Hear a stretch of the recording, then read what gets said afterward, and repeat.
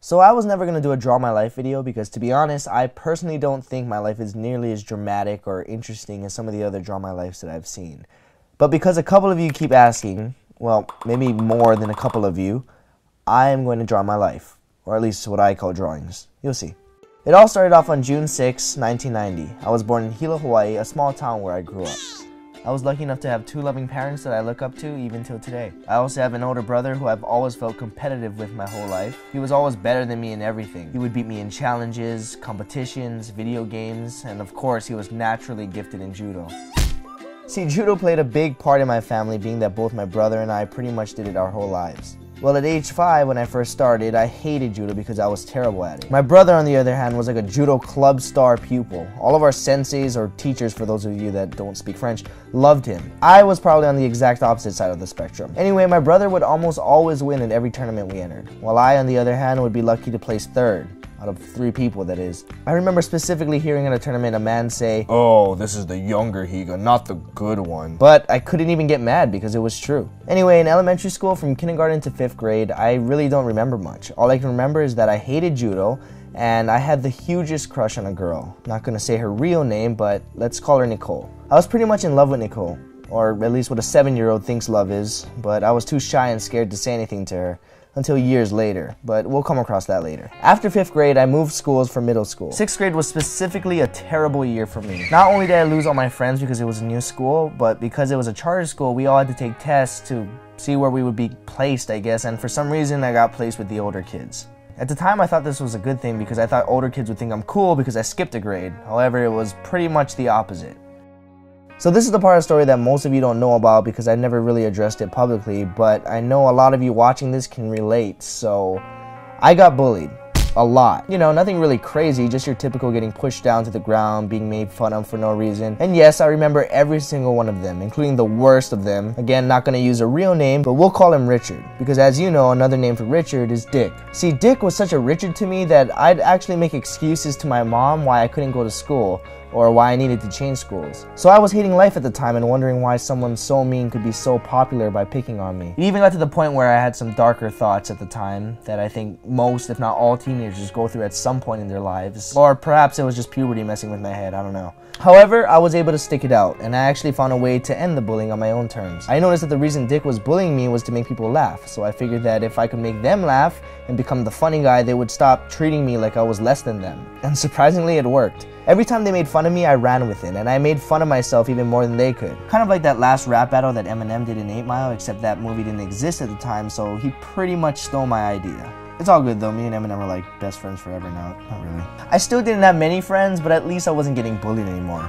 But from that point on, I wanted to be funny. I started picking up my mom's VHS camcorder and recording little skits and videos for my family to watch. They loved it. Of course, some of my cousins would be like, "You need to get a life, Ryan." But it became a traditional thing. Every Sunday, I'd have a new video for them to watch and laugh at. In 8th grade, I finally reconnected with Nicole. You know, the girl I had a crush on since elementary school. She was still at the other middle school where all my friends were, but I somehow became in contact with her again through MSN Messenger. A lot of you might not know what that is now, but it was like the Facebook of that time. But when I finally had the courage to ask her out, I got completely rejected.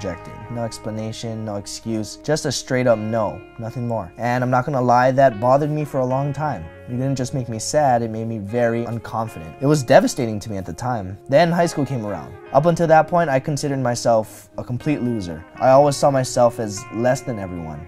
Nicole got a boyfriend, I was less than him. My old elementary school friends had found new friends that they became close with, I was less than them. My brother, who had just left for college, not only left high school with honors, but he ended up placing 2nd in the state for high school judo, which, as you know, in my family is a big deal, so yeah, I was less than him too. I was back at square one. I had a few acquaintances, but little to no close friends. Even the kids I considered nerds had friends. They had each other. In my mind, I wasn't anybody. I was less than everyone. I looked forward to class more than recess and lunch because at least that way I could sit somewhere and not look like a complete loner. And then it happened, one of the most momentous occasions of my life. I joined the wrestling team. And I know what you're thinking, wrestling is just a sport. Well, to me it wasn't. It literally changed my life and, well, almost ended it at the same time. I remember this one time I had to lose roughly 16 pounds in a week to make my weight class. This was by far the most I've ever had to lose in such a short amount of time, so I disciplined myself to survive on half a can of tuna and roughly 32 ounces of water a day. Pretty sure I would have died had my teammate Landon not found me collapsed on a run. Sorry mom, you're just finding out about this now. It was probably one of the hardest things I've ever had to do in my life, but it was by my own choice, just to prove to myself that anything can be done with enough effort. Sure enough, I made it to 102 pounds, a whole pound under my weight class. From that point on, I felt like a completely new person. I didn't feel like a loser anymore. I felt like I could get anything I wanted in life as long as I put the work in. By the time high school was over, I was lucky enough to earn a state championship wrestling title, and just like my brother, second in the state for judo, even with a dislocated elbow. I had lots of friends, most of which were fellow wrestlers. You might recognize some of them from my videos.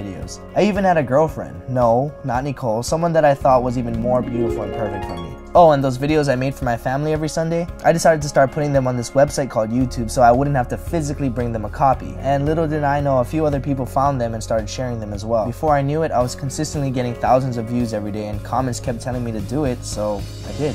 However, my parents really wanted me to get a college degree. So for the first time in my life, I left Hawaii to attend UNLV for a degree in nuclear medicine. I hated it. I was spending most of my days and nights learning about something I had no interest in. The workload between college and posting YouTube videos just became too much, and my girlfriend remained in Hawaii, so the long distance thing wasn't helping either. I realized that once again, I was completely stressed out and unhappy. So after about 2 years into college, my girlfriend and I broke up, and I finally ended up telling my parents that I'm dropping out to pursue this YouTube thing.